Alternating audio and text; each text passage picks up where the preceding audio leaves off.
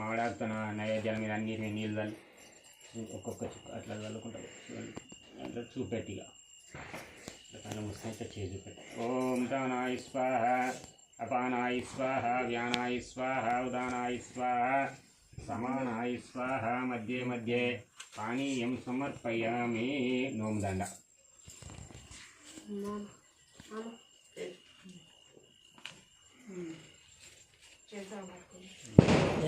మా భాగ్యం అనుకుంటే ముళ్ళేయండి.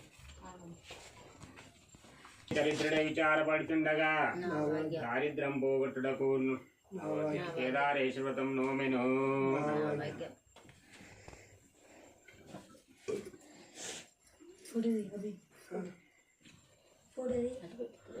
అంతా బ్రాహ్మణులకు 2 కూతుళ్ళు కలిగిరి.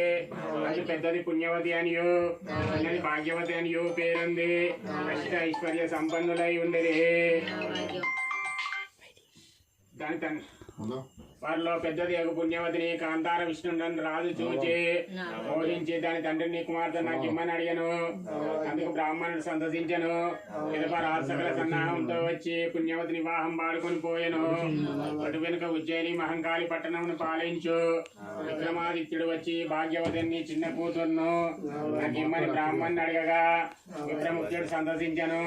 పిదప విక్రమాదిత్యుడు సకల సన్నాహములతో వచ్చి భాగ్యవతిని వివాహం పాడుకొని పోయాను. రుద్రకన్యలిద్దరు కేదారేశ్వరం ఆచరించిన వలన సకల ఐశ్వర్యముల చేతుల తూగుచుండరి.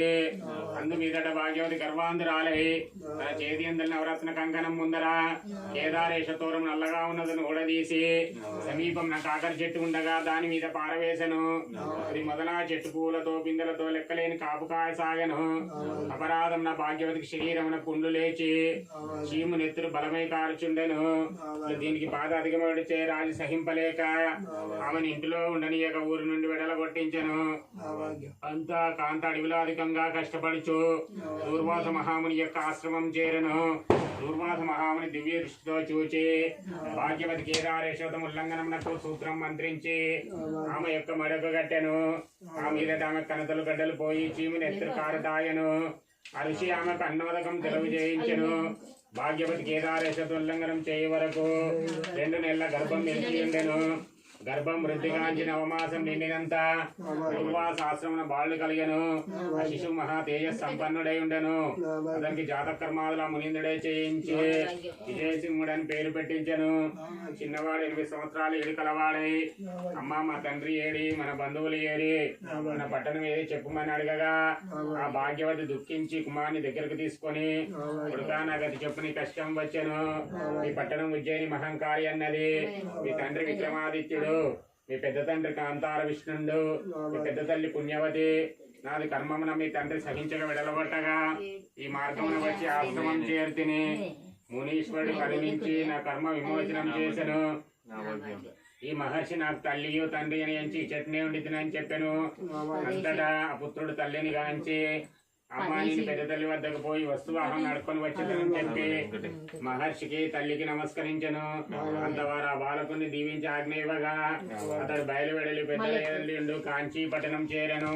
పుణ్యవతి గృహంను విచారించబోగా గృహద్వారమున పరిచారకులు అడ్డగించగా వారికి పుణ్యవతి మాకు పెద్ద తల్లి అని చెప్పాను.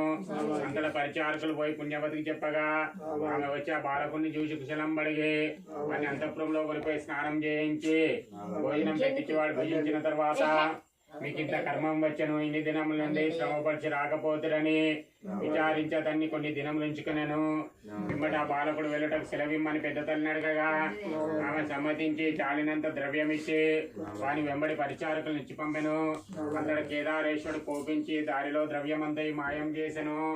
దానికి ఆ చిన్నవాడు దుఃఖపడి తిరిగి పెద్ద తల్లి వద్దకు పోయి జరిగిన వృత్తాంతం చెప్పాను.